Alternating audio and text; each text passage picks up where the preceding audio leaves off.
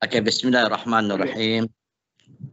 Alhamdulillah nahmaduhu wa nasta'inuhu wa nastahdih wa nastaghfiruh wa na'udzu billahi min shururi anfusina wa min sayyiati a'malina. Man yahdihillahu fala mudhillalah wa man yudlil fala hadiyalah. Asyhadu an la ilaha illallah wahdahu la syarikalah wa asyhadu anna Muhammadan abduhu wa rasuluh. Allahumma salli wa sallim wa barik ala sayyidina wa maulana Muhammad wa ala alihi wa ashabihi wa ihtada bihadih wa istanna bisunnatihi ila yaumiddin, amma ba'd. Kaum muslimin dan muslimat yang dihormati dan dikasihi sekalian, baik kita menyambung semula kuliah di hari ini dengan pengajian kitab Fiqhul Islami. Masih lagi kita bicarakan bab jual beli. Okey, hari ini siapa yang ada kitab, kita berpindah ke muka surat 283, iaitu kita ulang sikit, iaitu nama satu jual beli ini dalam bahasa Arabnya bai'us salam. Bai'us salam. Okey, dalam bahasa kita ni boleh kita kata jual beli tempahan. Jual beli tempahan ataupun booking. Baik. Apa takrif salam? Salam ataupun jual beli salam iaitu menjual sesuatu yang tidak dilihat zatnya, cuma hanya ditentukan dengan sifat barang itu ada di dalam pengakuan tanggungan si penjual. Itu dikatakan bai'us salam. Okey, bai'us salam iaitu jual beli yang kita tak lihat zat dia. Rupa dia kita tak tengok. Cuma kaum muslimin dan muslimat kiraan, kita cuma ditentukan akan sifat dia, benda tu. Contoh kan, kita ni kaum muslimin dan muslimat kalian nak tempah kabinet di rumah kita. Kabinet kan. Kita katalah kabinet tu panjang dia sekian, ukuran dia sekian, pintu dia sekian. Okay, jadi kayu dia sekian, terang dah sifat dia. Tapi kabinet tu kita tidak tengok lagi. Jadi apa yang berlaku? Jadi penjual berkata harga dia kalau macam ni, dengan kayu nyatonya, mahal sikit lah, lebih kurang 5,000 lah. 5,000. Okey, 5,000 kita pun berapa penjual tu nak deposit? Kita kata 10%, 10% lah peringkat awal. Ataupun kita kata bayar setengah dulu. 2,000 tadi 1,500. Okey. Jadi bakinya adalah kaum muslimat kalian, kita bayar kemudian setelah mana barang itu siap dan hantar ke rumah kita, baru kita bayar. Itu dipanggilkan bai'us salam. Senang cara bercakap demikian. Jadi bai'us salam ni definisi dia iaitu tidak dilihat akan zatnya atau bentuknya kecuali diterang akan sifatnya. Baik. Okey. Dengan batasan tertentu. Okey. Contohnya berapa kabinet ni siap? Kita kata dalam 3 bulan lah. 3 bulan. Jadi kalau 3 bulan, deposit sudah dibayar. Kalau sekiranya selama 3 bulan tak sudah lagi, ada hak tanggungjawab daripada pembeli, boleh minta balik. Deposit itu. Jadi. Dan yang kedua, kaum muslimin dan muslimat kalian, salah maksudnya selamat. Salah maksudnya selamat. Jadi adalah bai'us salam iaitu jual beli yang keselamatan barang itu ditanggung oleh penjual. Itu dikatakan salam itu. Sebabnya kita dah bayar deposit dah. Jadi tunggu barang sampai. Jadi barang itu merupakan salam. Iaitu tanggungannya, keselamatannya ditanggung oleh penjual. Jadi contohnya Tiba-tiba kita dah order kabinet dah, kaum muslimin dan muslimat kalian, deposit kita bayar dah 10%. Dia pun bawa lah lori hantar ke rumah kita. Boleh faham? Tiba-tiba kaum muslimin lori yang bawa tu terbabas. Terbabas. Hancurlah kabinet tu. Maka jawapannya, selagi mana tak sampai kepada pembeli, maka kabinet itu ditanggung oleh si penjual. Tanggungan itu yang dipanggilkan salam. Boleh faham itu? Panjang takrif, bukan takrif, penerangan dia. Jadi kesimpulannya beri faham, kamu sudah bai'un salam, iaitu jual beli, benda tu ada di bawah tanggungan penjual, tetapi kita tak nampak sifat dia. Boleh faham itu? Maka kita bayar deposit. Kerana banyaklah negara-negara kita macam kita yang besar sikit negara kita. Malaysia menyediakan kelapa sawit. Kan? Malaysia menyediakan kelapa sawit.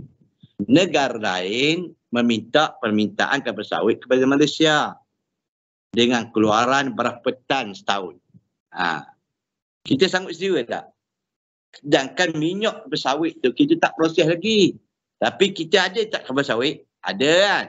Kita boleh sedia kelapa sawit tu. Maka negara China contohnya kami nak 1000 tan contohnya. Jadi kami bayar deposit dulu. Maka itu bai'un salam lah. Bila sampai satu tempoh setahun, kita pun berilah kelapa sawit. Tapi masa dia minta tu, minyak kelapa sawit tak ada lagi. Baru ada buah baru. Tapi kita boleh menyediakannya. Benda tu ada. Tapi kalau benda tu tak ada, tak boleh. Itu dia. Baik, itu bai'un salam. Okey. Atau misalnya kaum muslimin dan muslimat kalian, Tok Mufti dia nak beli kereta baru. Contoh nak beli kereta baru. Baik. Kan dah ada bercucu ni, ramai lah kan. Jadi nak belilah apa kereta agaknya kan. Contohnya Belfire. Belfire lah Tok Mufti lah ni. Kan. Jadi dia tak boleh beli begitu, dia kena booking dulu. Tak boleh kecuali kalau rekon wallahu alam lah. Tapi kalau kita nak beli tu sediakan ke, maka kena buat tempahan dululah. Dia. Maka kita bayarlah, contohnya booking dulu RM500 ke atau sebagai tanda jadi. Maka itu bai'un salam lah tu. Jadi kalau dapat kereta tu sampai kita bayar pun habis. Baik. Habis. Senanglah. Benda tu ada. Kita lakukan. Cuma nama tu dalam bahasa Arabnya tak ada. Dalam bahasa kita tempahan lah. Booking. Baik. Habis. Banyaklah kaum muslimin dan muslimat kalau nak bercara bai'un salam ni. Kalau musim raya, ramai orang tempah apa. Kami nak tempah lemang. Lemang tak buat lagi. Cuma malam raya kami nak sate contohnya. Kami nak ambil pagi raya. Sedangkan sate tak masuk lagi. Okey. Jadi itu dikatakan bai'un salam. Baik. Habis ya. Cuma kita nak kata yang kita laku ada tak dalam Islam? Adalah kaum muslimin muslimat tu. Okey. Seterusnya. Kalau nak mudah sangat, bai'un salam dia banyak sangat kaum muslimin. Kalau anak kita kahwin, kita dah kahwin dah, jangan buat pula kan. Baik, anak kita kahwin kan, selalunya kita pakai catering. Catering ni tempah masa bila. Anak kita nak kahwin, dewan. Kita ambil ke dewan. Dewan ni sekarang ni, 6 bulan anak nak kahwin, kena tempah dah. Tidak, tak dapat. Kita bayar deposit. Itu bai'un sewa menyewa salam lah tu, dia panggil. Lepas tu kita tempah catering 3 bulan dah kita tempah catering. Bayar separuh dulu. Kaum muslim dan muslimat kalian. Itu di antara bai'un salam. Okey? Cantik. Firman Allah Ta'ala, dalilnya boleh bai'un salam ni. Ya ayyuhalladzina amanu iza tadayantum bidainin ila ajalin faktubuh. Hai orang-orang beriman, bila kamu berpiutang hingga masa janji yang ditetapkan, naklah kamu tuliskan perjanjian itu. Kena tulislah. Kamu cuma lah. Ada bayar deposit RM500. Itu maksud gitulah. Okey. Kata Ibnu Abbas yang dimaksudkan hutang di sini ialah hutang salam. Ya allazina amanu idza tadayantum bidainin ila ajalin faktubuh. Orang beriman, bila kamu berhutang dengan masa terjanji yang ditentukan atau ditetapkan, naklah kamu tulis. Maka kata Ibnu Abbas bagi mentafsir ke ayat itu maksudnya bai'un salam. Baik. Jangan lupalah takrif tu. Cuma bahasa Arab je. Okey, rahsia salam. Apakah rahsianya? Ataupun hikmahnya adanya bai'un salam ni. Baik. Orang yang mempunyai keperusahaan seringkali butuh kepada wang guna untuk keperluan perusahaan mereka. Malah sewaktu-waktu sampai terhalang perusahaannya kerana kekurangan pokok. Sedang si pembeli selain dari dia akan mendapatkan barang yang sesuai dengan kemauannya dan sudah menolong akan kemajuan perusahaan saudaranya, maka untuk kepentingan tersebut Allah mengadakan peraturan salam. Apa rahsia je? Yang pertama, kaum muslimin, ada orang ni kadang-kadang dia nak menjaga tak ada modal. Tak ada modal nak menjaga ni. Dan lagi akhirnya orang pembeli beri modal dulu kepada penjual untuk buat satu barang. Lepas tu pula ini memajukan penjual tersebut. Dan yang kedua pula pembeli dia dapat hak keperluan dia. Itu tujuan rahsia salam. Maksudnya bagi penjual ada dia punya keuntungan dia dan bagi pembeli juga ada dia punya kenikmatannya. Itu tujuan salam. Baik. Susah juga kan? Kalau tak ada penjual, susah juga pembeli nak pakai. Baik. Rukun salam. Rukun jual beli tempahan ni. Yang pertama, si penjual dan si pembeli kena ada. Yang kedua, barang dan wang. Barang kena ada, wang kena ada. Kalau tak ada, tak boleh. Benda kita nak menjaga ni barang tu ada. Kalau barang tak ada, tak boleh. Itu Islam ni, dia senang kaedah dia. Kalau sama ada nak melabur, ada tak barang dia? Ada tak benda tu? Kalau benda tu tak ada, Tok Sodok bohong lah. Tok Sodok menipu. Apanya kau menjaga sangat ni? Untuk banyak sangat ni? Adalah perniagaannya. Apa dia? Kalau tak ada, tak boleh. Baik. Ya. Yang ketiga adalah sirah. Sirah ni ialah lafaz dan akad. Maksudnya ialah kena ada akad lah. Baik.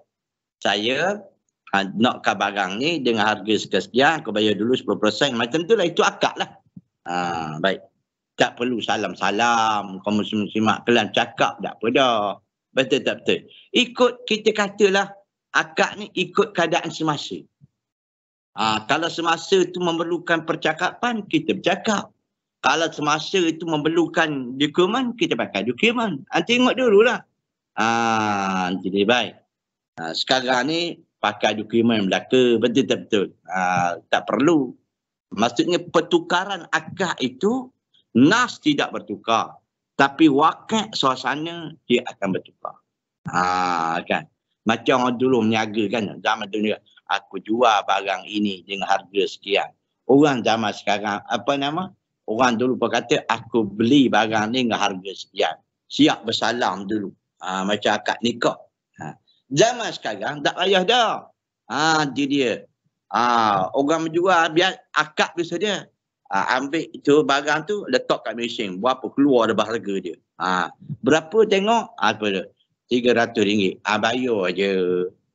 Tak ada sebut lah. Aku beli dengan harga sekian, aku tak ada. Itu suasana semasa. Baik. Dan sekarang pula akad pula kaum muslimin tak berhajat pada orang. Tak berhajat kepada orang dua orang akak ni. Seorang perpadan dah. Contohnya kita beli air dalam mesin. Kan? Nak beli air, kita kata air apa, air tin. Nak beli apa nama? 7 Up. Contohnya. Ataupun 100 plus. Harga dia RM1.80. Kita pun masuk duit dah RM1.80. Lepas tu kita petik nak suih mana, kita nak keluarlah air. Selesai lah. Itu akad zaman sekarang. Tak perlulah kita kata, aku belilah barang ni dengan harga RM90. Tunggu mesin cakap sampai ke bila tak boleh minum air macam tu. Itu sebabnya akad ni kita kena faham ikut semasa. Baik. Boleh faham kan? Tapi kerana terdapat kadang-kadang minda tidak terbuka, minda tak terbuka ke macam ni, jadi akad jadi payah. Saya buat contoh kan. Minda terbuka. Kadang-kadangnya kaum muslimin dan muslimat kalian, dia tak perlu nak berkata-kata ikut susunan bahasa. Contohnya si A ni. Dia ada anak perempuan. Ramai orang dengar. Baik. Tengok ada seorang ni. Dia kata, B, engkau ni selalu datang rumah aku. Engkau nak ke anak aku. Biasa je. Gitulah pakcik. Dia kata gitu. Aku nampak kau macam anak aku ni. Yang nama Zariah tu. Ya pakcik. Betul ke? Betul pakcik. Beginilah. Kata pakcik dia. Kalau betul anak, aku nikah ke engkau dengan anak aku. Yang nama Zariah. Baiklah pakcik, saya terima. Akad lah tu. Kena pula yang dengarnya ada 3 orang. Soh lalu ada saksi. Boleh faham tu? Macam tu. Tak perlu nak ada majlis-majlis. Macam di masjid lah, apalah. Mudah je. Cuma itu rasmi ikut kata. Ikut ada borang lah. Kalau nak ikut hukum ni boleh. Ada ya? Nampak terbukanya Islam ni amat luas. Habis. Ini semua nak ikut bahasa belaka. Aku terimalah nikah itu hanjebak hantuah belaka benda lagu tu. Aku nikah akan dikau. Tak payah bahasa lagu tu lah. Selamba je. Dia. Cuba buat begitu. Habis. Syarat-syaratnya. Syarat-syarat. Baik. Wang harganya hendaklah dibayar di majlis akad. Berarti pembayaran lebih dahulu.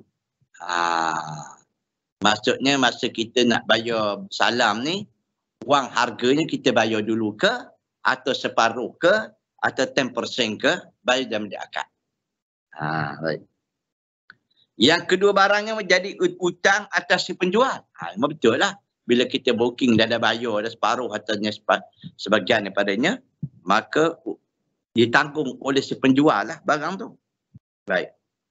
Yang ketiga, barangnya dapat diberikan suatu janjinya sampai. Berarti pada waktu yang dijanjikan barang itu biasanya telah ada. Sebab itu mensalamkan buah-buahan ditentukan waktunya bukan pada musim tidak sah. Dia kamu. Tapi kalau sekiranya memang kelapa sawit kan, memang musim dia waktu sekian. Kita baik musalam tak apa. Tapi misalnya bukan musim kelapa sawit. Tak boleh. Kalau musim benda tu tak ada. Okey.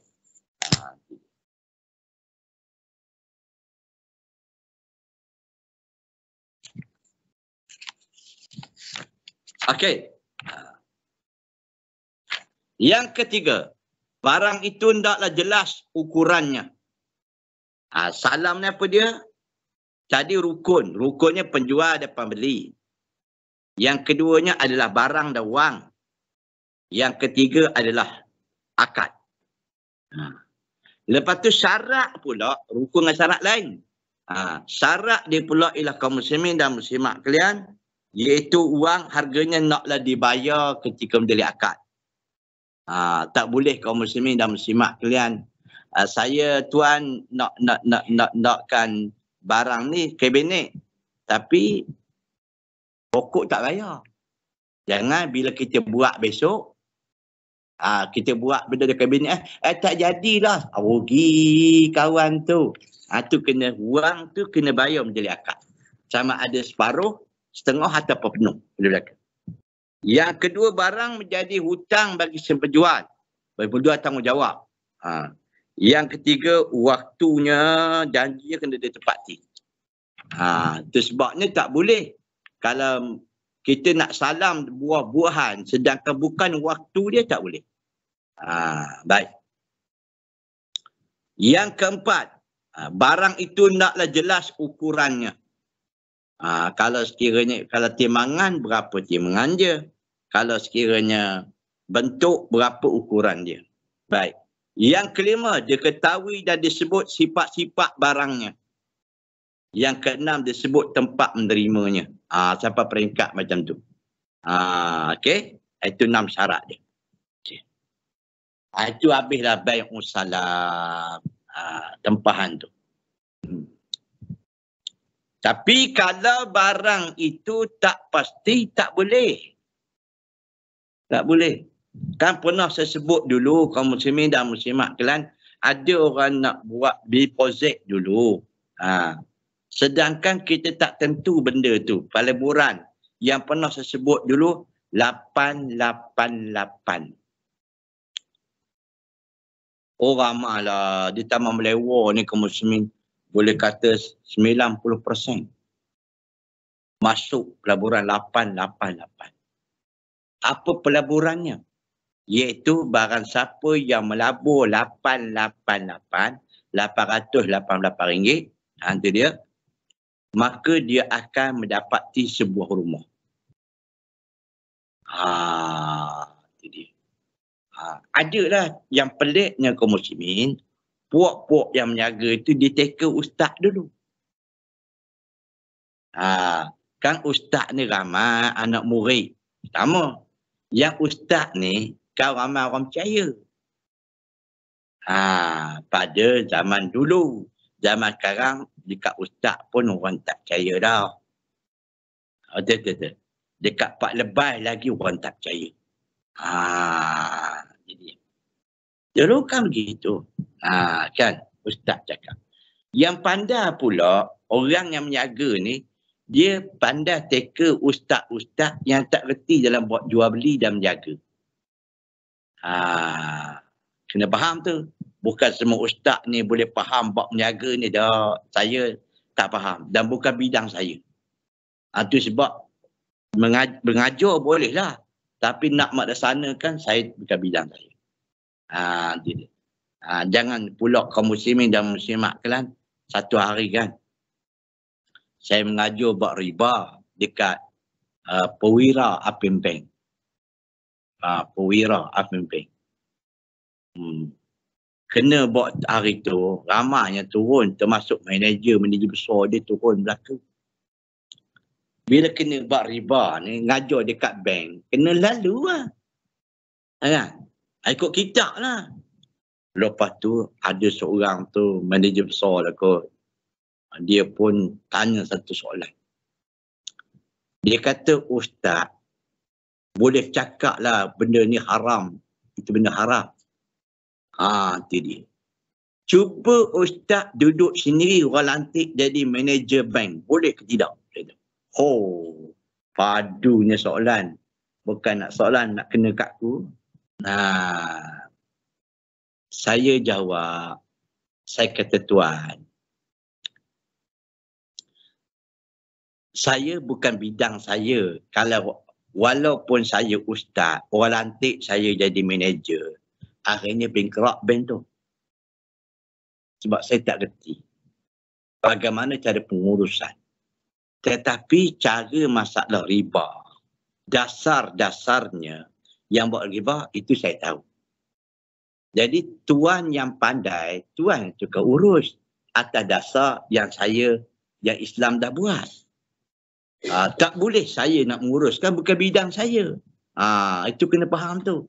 Tuan Alhamdulillah Allah Ta'ala beri kepandaian kepada Tuan tentang ilmu pengurusan bank. Saya tak pandai. Tuan yang pandai. Bermaksud Tuan tu ada sumbangan untuk Islam. Baru dia slow je. Sebab aku puji dia sikit. Jadi, tapi tak boleh. Bukan semua ustaz pandang bab ni kamu semak. Bukan bidang dia. Jadi dia pandai lah. Yang penyaga pemaju ni, lantiklah ustaz-ustaz. Ramai orang masuk tambah lewat 90%. Masuk 888. Betul. Right.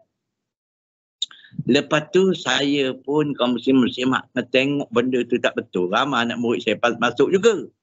Macam mana ustaz masuk tak? Saya tak masuk. Sebab apa? Banyak sangat unsur tak betul ini. Baik. Kalau kita kata bai'us salam ni, pelaburan salam ni, saya nak tanya, benda tu ada ke tak ada agak-agak ni? Okey, duit dah ada dah. Kita laburkan 8 orang. Syarat salam ni, benda kena ada. Kalau benda ada ke tak ada? Tanya balik. Baik. Yang kedua, logik akal. Kalaulah 1 juta orang masuk 88, boleh tak syarikat orang tu menyediakan 1 juta unit rumah? Boleh tak sedia? Itu kita belajar tadi. Kalau nak salam buah, nak tempah buah, bukan waktu musim dia tak boleh. Sekarang ni kita tengok, ada tak syarikat dia boleh menyediakan 1 juta unit rumah? Cuba fikir. Yang keduanya pula, di mana agak-agaknya dia nak terima rumah dekat mana? Sebabnya bila bai'us salam ni, bila kita tempah satu barang kaum muslimin dan muslimat kalian, dia kena sebut tempat terima di mana. Sekarang ni tanah tu yang kita nak dapat orang lepas tu buat di mana? Tanya di mana?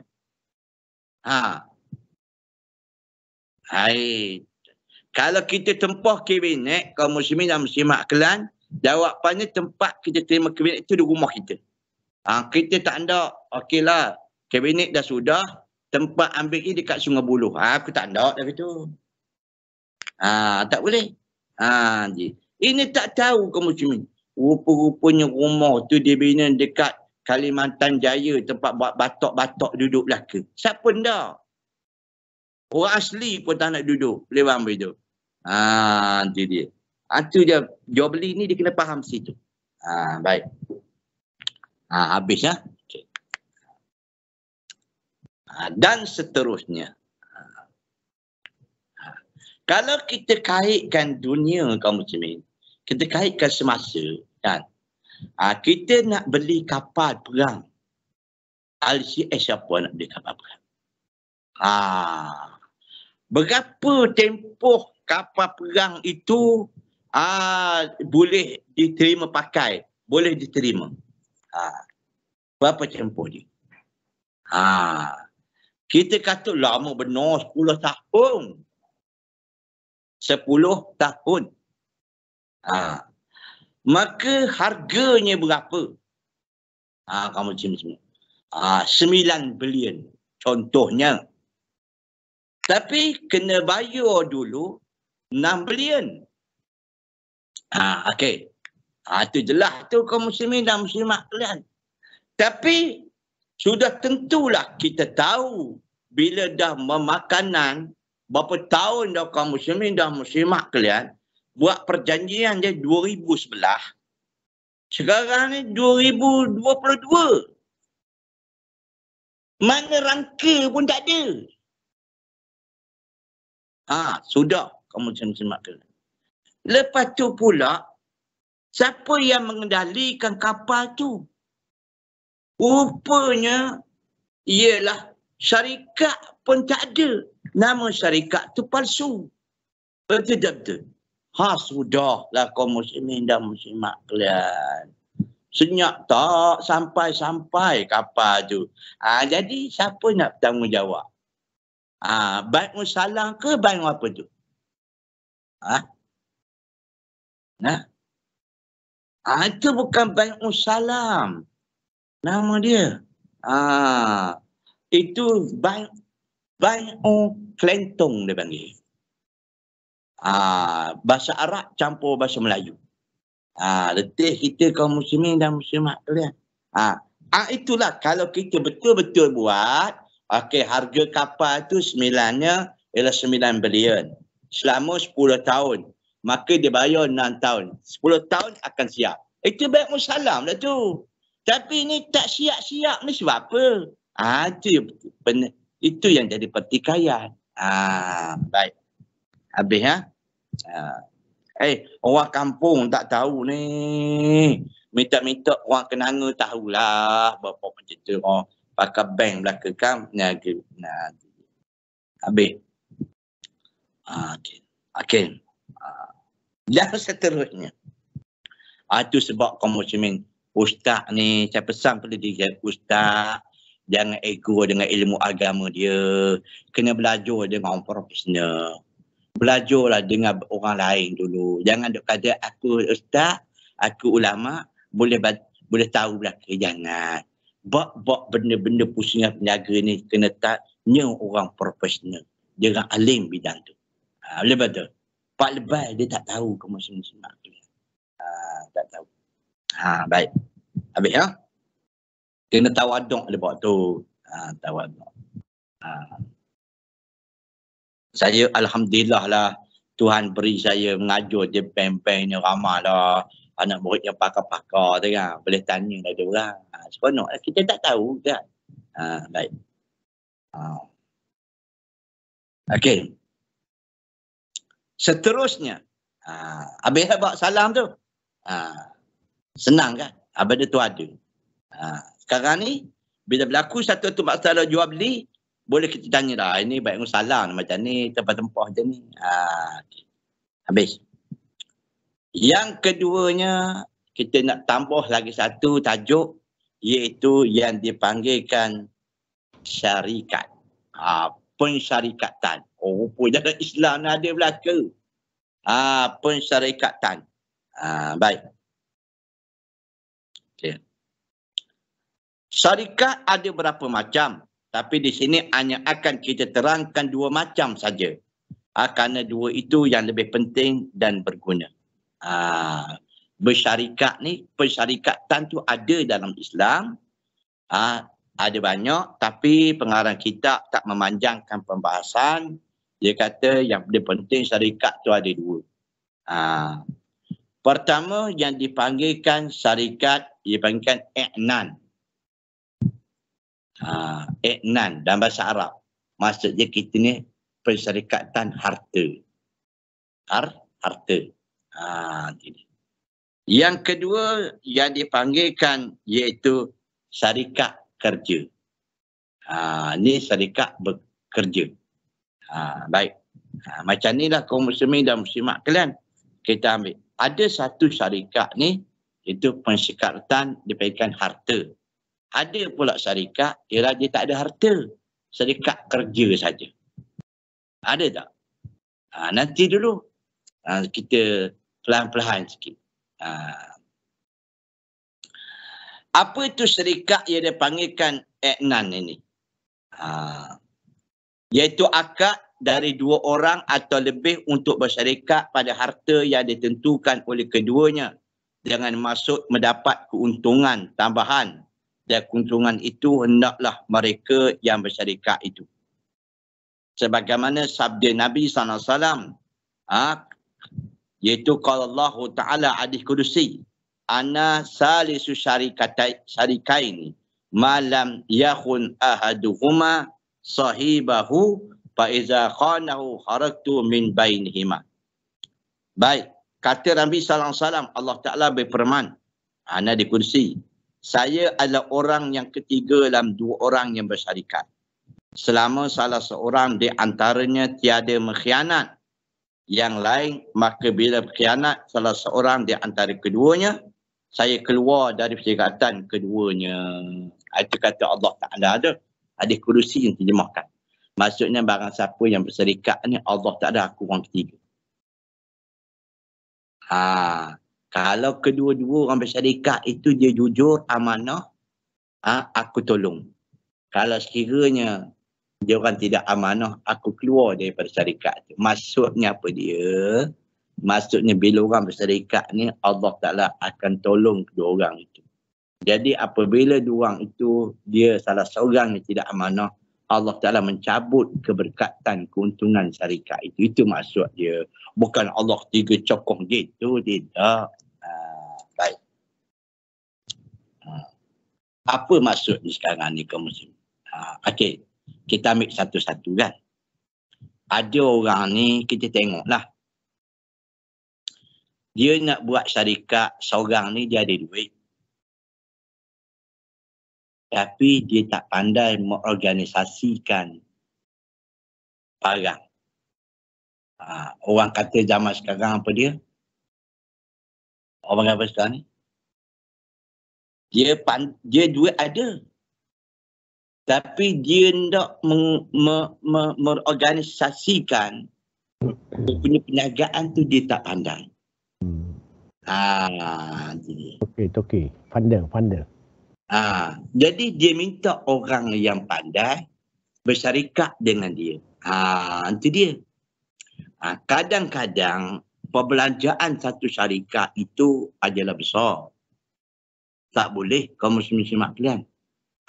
Jadi kaum muslimin dan muslimat sekalian, akhirnya kita kongsi duit beli barang. Okey, saya buat contoh. Ini contoh anak saya lah, mudah-mudah. Dia dah, kita dah ajar dia, didik dia. Dia hafal Quran. Jadi. Tapi orang muda, kaum muslim dan muslimat sekalian, masa saya tak nak lah, dia tak ada kongkong. Orang muda kan, bapaknya muda dulu. Itu dia. Jadi pada lepak itu, dia kata dia nak main gym. Main angkat berat bina badan lah. Saya kata pergilah pada duduk lepak, tetap pasar gitu. Gitu. Akhirnya kaum muslimin dia main gym. Dia minat betul ke gym tu. Dia minat main gym. Akhirnya jadi jurulatih lah ni lah. Saya cubalah nak ikut jejak bapaknya, nak hantar ke Madinah ke, tak nak dah. Dia tak nak dah. Jadi nak buat macam mana? Dia minat situ. Kita faham lah budak-budak zaman sekarang kan. Minat. Lepas tu dia kata nak buat gym. Nak buat kedah. Benda buat kedah ni, beli adat gym tu mahal tau. 100,000 tak cukup. Kalau nak betul gym ramai orang datang, perbelanjaan ni 300,000. Dia. Jadi sekarang ni nak buat seorang, duit tak ada. Betul tak betul? Jadi pakat dengan kawan. Bila pakat dengan kawan, berapa persen yang kawan ni boleh keluar? Yang kawan tu kata, saya boleh keluar 50,000. Okey. Yang ni pula 50,000. Yang ni pula kaum muslim 4 orang lah kita kata kan. Banyak sikit. Jadi yang ni 50 kaum muslim muslimat sekalian. Okey. Lepas tu belilah alat barang tu dengan sewa kedah belaka-belaka kan. Maka berkongsilah beli barang tu. Ini dikatakan pensyarikatan harta. Mudah tak mudah? Ramai lah kaum muslim. Jadi keuntungannya macam mana? Keuntungannya. Keuntungannya kaum muslimin dan muslimat terpulang atas masyarakat. Kalau sekiranya dapat keuntungan itu, kita kata, ramai kaum muslimin, orang kena benjeng ni. Sekali masuk RM10. Kalau buat sampai 3 waktu, 4 waktu, jangan main. Kadang-kadang bayang kalau yang masuk 100 orang sehari, berapa dah? Jadi keuntungan dia macam mana? Siapa yang modal dia banyak, ini persen dia. Siapa modal dia sikit, ini persen dia. Itu yang dikatakan persyarikatan harta. Dalam Islam membenarkan hal itu. Itu di antaranya lah. Baik. Ataupun ada orang pula, dia ni kaya tapi tak reti nak buat kerja atau tak ada masa. Tak ada masa. Dia buat syarikat. Yang ni orang pakar. Itu sebab kaum muslimin dan muslimat sekalian. Orang pakar ni, jangan main. Kepakaran dia tu orang ambil. Itu yang tinggi tu. Kepakaran dia orang ambil. Itu sebabnya saya baru faham kan. Kenapa kaum muslimin pergi hospital tu mahal, hospitalnya murah. Kepakaran seorang doktor tu dia ambil kira. Doktor lah, tapi kepakaran tu dah mikir. Baik. Jadi kaum muslimin dan muslimat kalian, ada orang ni bersyarikat pula, harta juga. Dia boleh mengeluarkan harta. Tapi dia tak pakar untuk orang panggil apa? Investment barang-barang tu. Betul tak betul? Produk dia tak ada apa. Maka dia lantik orang tu. Maka bersyarikat dia tu. Itu juga dipanggilkan syarikat iknan. Banyak. Habis ha? Habis. Benda tu ada dalam Islam. Sabdaan Nabi SAW. Habis ya? Tapi ingat kena jujur dah tu. Kena jujur. Kalau tapi payah dah kaum muslimin. Kita tengok orang Melayu kita cukup payah. Mula-mula bersyarikat dah. Dah baik-baik dah. Tapi bila syarikat dah maju, jadi ke mana?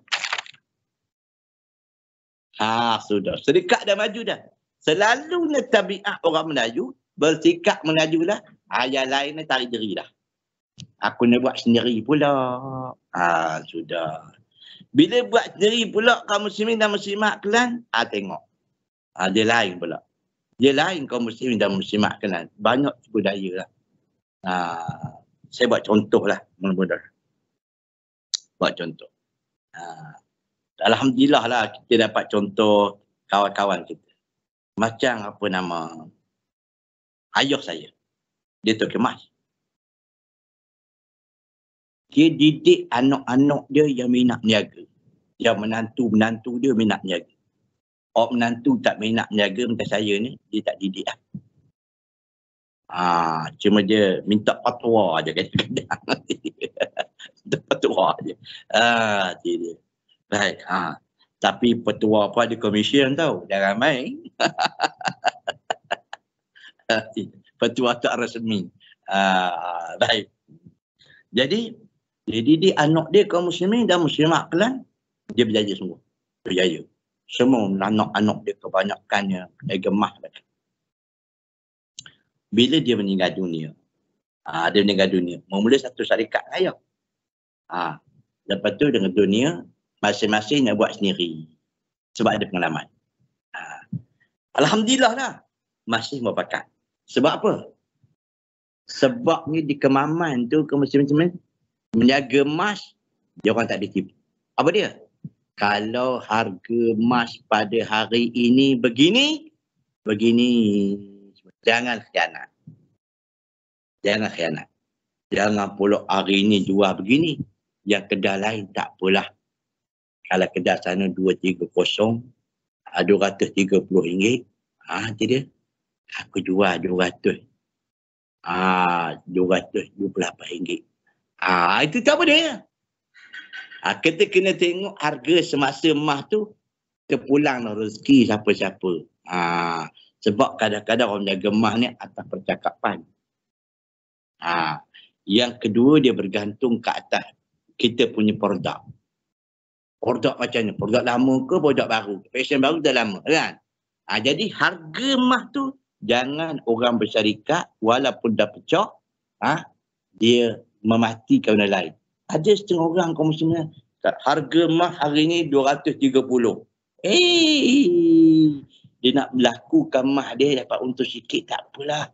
228. Itu tipu tu. Tu tak boleh. Inilah dia kata Nabi tu, bahawa Allah Ta'ala yang ketiga. Barang siapa yang khianat, aku tarik balik keberkatan. Jaga-jaga. Kan banyak tu. Okey. Berarti Allah Ta'ala akan menolong kemajuan perserikatan selama orang berserikat tetap ikhlas. Tapi bila timbul kekhianatan di antara mereka, maka Allah akan mencabut kemajuan perserikatan itu. Sama jugalah kaum muslim yang muslimat kalian. Susah bekerja dalam organisasi ni, betul-betul kena. Tujuan dia nak memajukan syarikat. Betul-betul. Tapi jangan ada salah seorang daripadanya kadang-kadang begini tau. Minta maaf cakap kan.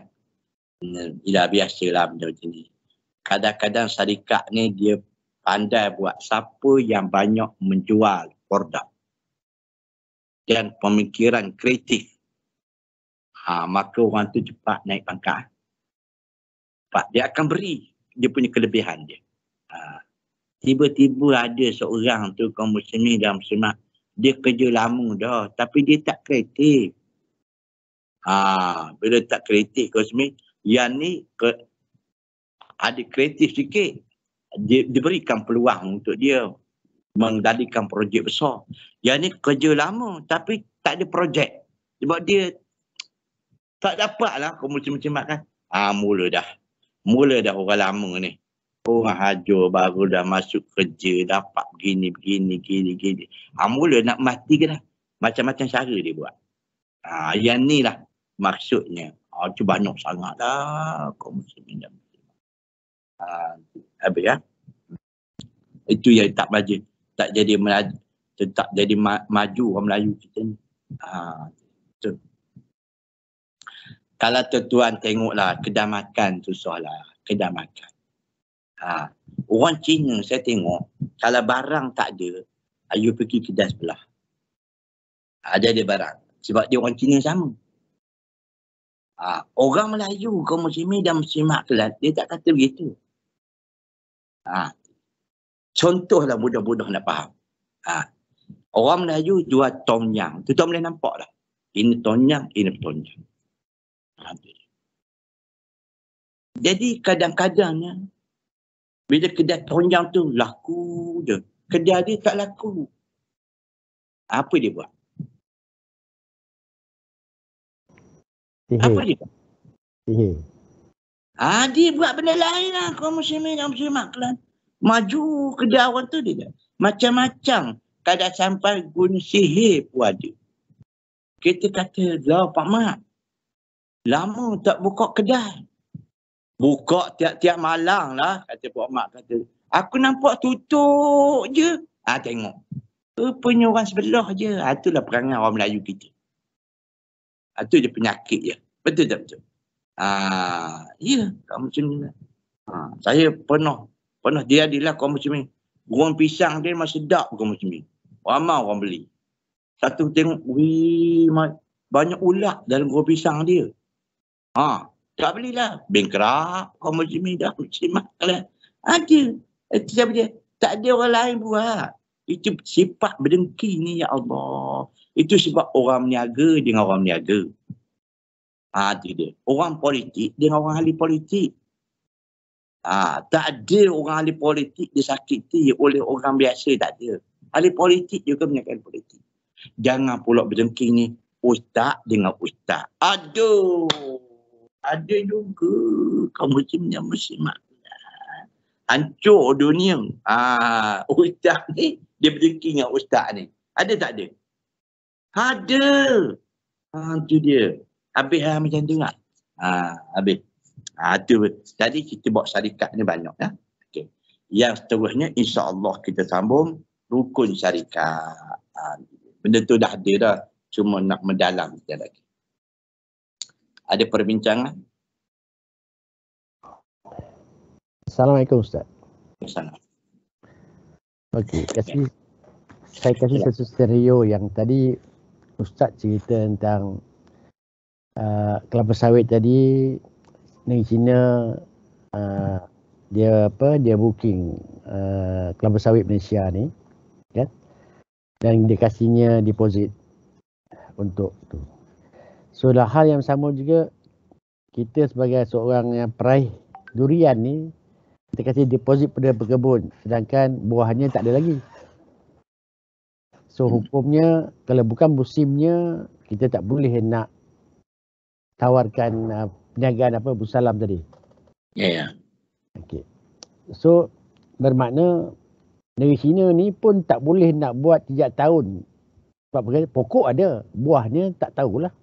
Ya. Kelapa sawit dia berbuah sentiasa kot. Tak ada masalah saya rasa. Ya. Tentang macam buah kelapa tu tak adalah masalah, tak bermusim. Jadi macam buah-buah musim ni, durian ni memang kita tak boleh buat lah macam macam apa kita buat macam kelapa sawit ni. Okey, tahun depan saya nak book banyak ni 2-3 tan. Boleh ke Ustaz? Durian ni dia kata tidak tahu dia buat macam tu. Sedangkan durian ni bermusim. Yang pertama sekali, dia dari sudut tumbuhan ni dia berlainan. Yang pertama, kelapa sawit ni, dia musim dia selain daripada musim tak ada. Malaysia ni dia buat peringkat demi peringkat. Ambil kelapa sawit ni, musim macam dia tanam kelapa sawit ni, inilah sebab saya tanya pengajar Feda kan. Dia tak macam tu. Kelapa sawit ni ada satu bidang tanah dia tanam. Ni dia punya buah dia sekian. Lepas tu dia tanam tempat lain pula. Yang ni tak ada buah, yang ni tukar ganti. Tukar ganti. Lepas tu tempat lain pula. Bermaksud benda tu ada semua. Dia. Durian tak ada ke tu. Tanam durian ni dia serentak situlah. Baik. Yang kedua, kelapa sawit ni adalah satu jenis yang tumbuh-tumbuhan dia tahan di hujan, dia tahan di panas. Sifat tu kita boleh ambil juga. Jadi. Baik. Apa sebab durian ni dia tak boleh kita buat baik musalam? Tak boleh. Sebabnya kita nak buat jual beli yang melalui begitu boleh dengan syarat Nabi kata hatta yabdu sila'aha. Hinggalah kamu nampak buah tu sudah berputik, baru kita boleh booking. Kalau tak boleh berputik, tak boleh. Sebab apa? Sebabnya buah durian ni tak seperti kelapa sawit. Dia tak boleh sedia. Yang pertamanya, dia bukan jenis tahan lama. Nanti boleh kata tahan lama. Sama. Yang keduanya, berputik buah durian ni tak mestinya dia boleh menjadi buah. Kerana kalau mari panas, mari hujan, putik dia habis. Itu sebab kebijaksanaan Islam ni melidah Nabi Muhammad, jenis buah-buah ni pun dia ambil kira juga. Sedap kaum muslimin. Kenapa padi boleh buat? Boleh kan? Buah durian tak boleh. Sebabnya ialah tumbuhan yang Tuhan jadi kata buah durian ni kalau dia berputik tak boleh. Sebab belum tentu putik boleh jadi buah atau tidak. Macam orang lah. Bila kata cinta baru berputik, belum tentu sampai jenis palami. Sebab baru berputik. Betul tak? Dia. Itu sebab ada orang kata tak ada jodoh. Tak ada jodoh ni bila kahwin baru ada jodoh. Kalau tak kahwin belum tentu ada jodoh ke tidak. Betul-betul. Kalau ada jodoh. Memanglah kalau tak kahwin tak ada jodoh. Berkahwin inilah jodoh kita. Betul. Jadi kelapa sawit tak macam tu. Buah tak lama, dia ada proses begitu kan. Dia buah durian ni tak mesti. Itu tak boleh. Tetapi walaupun tak boleh, Nabi ada buat satu penyangkutan. Hinggalah kamu nampak buah dia boleh dipetik, masak, baru boleh kita booking, baru boleh kita. Kalau tidak tak boleh. Kerana memang tak jadilah. Cantik Islam ni pandang belakang. Allah. Termasuklah kita kan muslim dan muslimat kan. Orang panggil pajak kan, balik Terengganu kan. Dia nampak pohon duku rumah Pak Awang ni banyak kebun duku weh. Tahun ni aku nak booking lah. Berapa Pak Awang? Satu kebun ni, 3 ekar ni. Dah kebuah tak ada lagi. Kalau muslim dan muslimat kelas. Pak Awang kata biasa lah. 3,000 satu ekar. Dah 3 ekar kan 9,000 lah. Tapi buah tak ada lagi. Sebab buah duku dia tidak pergi kelapa sawit. Boleh dia sediakan. Baik. Tapi Malaysia ada perjanjian. Kaum muslimin semak kalian. Dia buat tu. Kalau tak boleh bayar, tak boleh apa, deposit akan dikembalikan balik. Dia masalah dia. Penjaga zaman kan tak ada. Boleh begitu. Itu ya caranya. Itu bab musalam ni. Kalau sekiranya kerajaan Malaysia tak boleh sediakan kelapa sawit, maka deposit dipulang balik. Itu nama perjanjian macam tu dah. Itu je cantik kan. Kalau pergi ke dekat Terengganu, Pak Wang kata boleh deposit. Buat duku tak jadi. Dia tak pulang dah. Dia tak pulang tu cakap banyak lah. Ada perjanjian gitu dah. Wallah. Okey Ustaz. Saya nak bacakan ingat Cik Izam baca lah tadi apa ni sahabat kita punya apa ni hasrat tu daripada Said Muzawir. Betul tu Ustaz, bagaimana nak menjedarkan umat Islam orang Melayu ni terutamanya yang lebih bekerjasama, yang kurangkan PhD, perasaan hasrat dengki. Sebenarnya Ustaz cerita tadi lah, kedai Tom Yam tadi tu. So mana nak kurangkan ni apa supaya diorang ni bersedar yang perbuatan diorang ni hasad dengki ni akan membawa umat kehancuran, kan? So apakah nilai-nilai yang patut ada pada setiap orang peniaga ni ataupun orang Islam kita ni? Yang pertama kaum muslimin, benda ni dah banyak dibahaskan. Dibahas. Lagipun saya ambil hadis umum lah. Nabi kata, ala inna fi jasadi mudghah. Fa iza salahat salahat jasadu kullu. Wa iza fasadat fasadat kullu ala wil qalb. Hadis tu memang popular. Ingat dalam tubuh badan manusia ni ada seketul daging. Bila baik daging tu, maka baiklah. Apabila rosak daging tu, maka rosaklah. Maka daging itu ada ulama katakan hati, ada ulama mentafsirkan jantung. Baik. Jadi kaum muslimin dan muslimat kita kata hatilah, kebanyakannya mengatakan hati. Sebab benda-benda hasad dengki ni dia adalah berpunca daripada hati yang kotor. Maka kaum muslimin dan mengatasinya, tentuan Ibn Qayyim banyak sangat dah terang dalam ni. Hati kotor. Sebelum kita nak berubat, yang pertama kita ni kena cari sebab musabab hati tu kotor dulu. Kalau dalam Islam kan nak cuci benda, dia tahu najis tu apa dia. Najis apa ni? Kalau najis tu mughalazah, ni cara cuci dia. Kalau najis tu muhaffafah, ni cuci dia. Kena tahu sebab hati tu kotor sebab apa.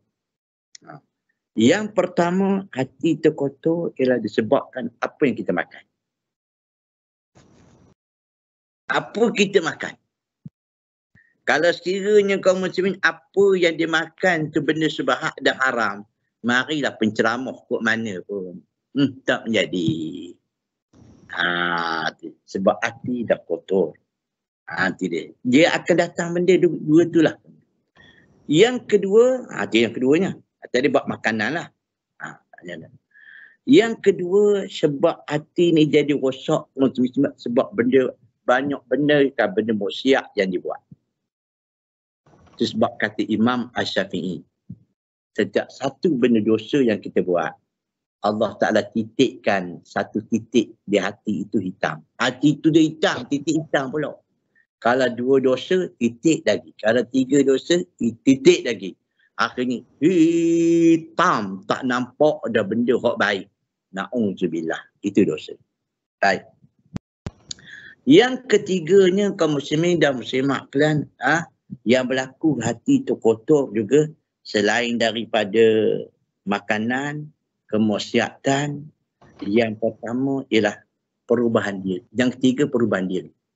Dia tak nak untuk melawan nafsu dia.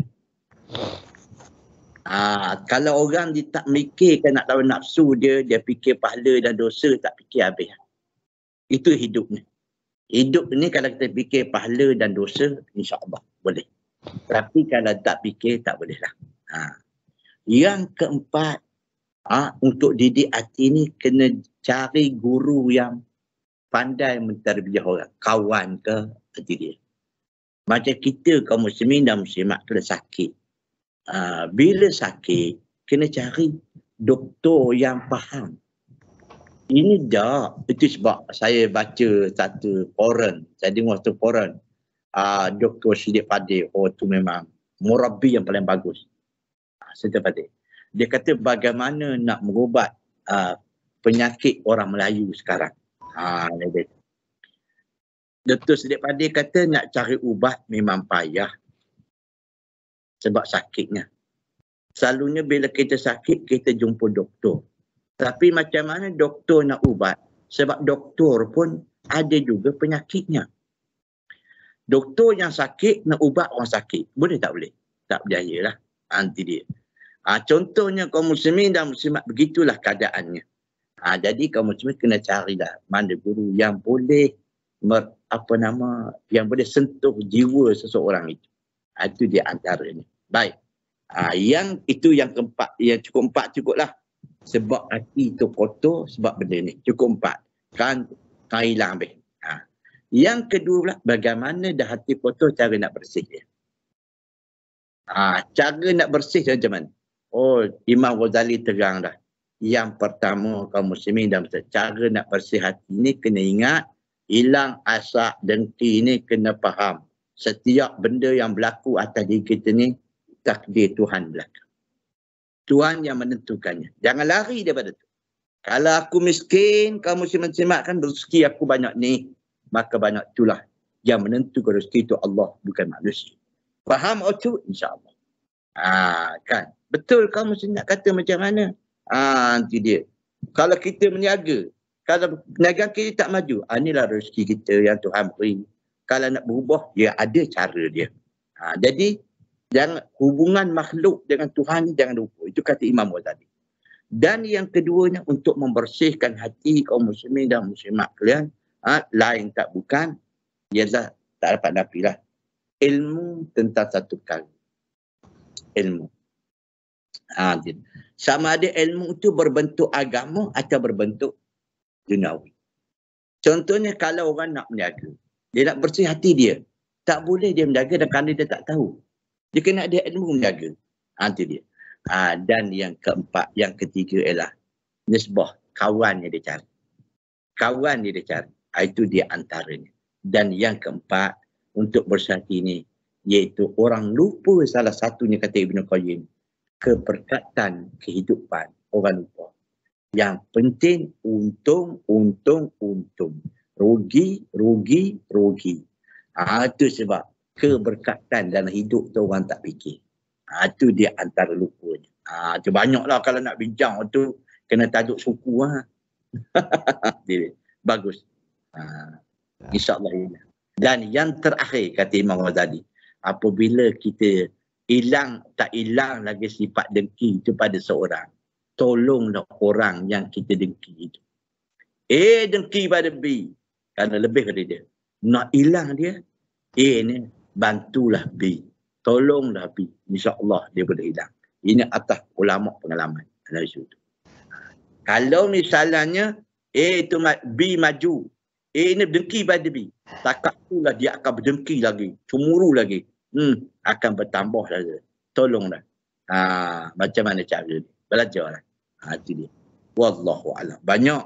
Tapi kalau tuan-tuan nak tunjukkan, saya beri kitab dia. Yang pertama, ialah Ibn Qayyim. Beli, ada terjemahannya. Tazkiratun Nafs. Beli satu. Yang kedua, Imam Ghazali. Bimbingan untuk orang beriman. Dia ada kitab tu. Baguslah kitab tu. Wallahu'alam. Terima kasih Ustaz atas penjelasan itu. Cik Izam, ada soalan Cik Izam? Tak ada. Mungkin setakat tu Ustaz. Ya. Cik Izam dia ingat Bai'ussalam kapal perang tu masalahnya tak ada soalan. InsyaAllah kita sambung ya. Mungkin minggu depan Ustaz boleh ulas tentang perniagaan orang kata untung atas angin ni. Alibaba ni. Kontrak dia dapat, kemudian dia tak buat, orang lain yang buat. So perniagaan macam ni Ustaz. Mungkin InsyaAllah. Tak payah kita tentukan tajuk dalam kitab ni, ada masa dia. ada masa insya-Allah. Jual atas angin ni ada dalam kitab. Ya. InsyaAllah. Kalau nak cepat pun tak apa, nak kemudian pun tak apa. Dia ada. Apa hukum jual atas angin? Oh, macam-macam ada lagi. Sedap. Okey Ustaz. Ya. Cuma dalam bahasa Arab banyak. Ada baik oleh urbun, ada baik oni, ada baik yang banyak dah beli ni. InsyaAllah kita temu. Okey. Wallahu a'lam. Semoga ada manfaatnya. Aqulu qawli hadza wa astaghfirullahal azim li wa lakum. Subhanakallah wa bihamdik. La ilaha illa anta wa astaghfiruka wa atubu ilaik. Assalamualaikum warahmatullahi wabarakatuh.